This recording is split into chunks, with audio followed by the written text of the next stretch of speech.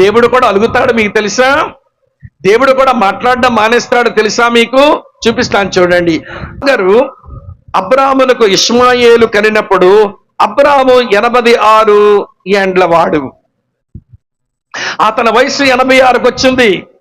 తన భార్య వయసు 76కు వచ్చింది. ఒక పిల్లాన్ని కలిశాడు హాగర వలన. తర్వాత 17వ అధ్యాయం 1వ వచనం చూడండి. అబ్రాము 99 ఏండ్ల వాడైనప్పుడు అని రాసి ఉంది. పైనేమో 86, తర్వాతనేమో 99. ఈ 13 సంవత్సరాలు దేవుడు మాట్లాడే. అబ్రాము జీవితంలో ఏం జరిగిందో మోషే ద్వారా రాయించలేదేమి?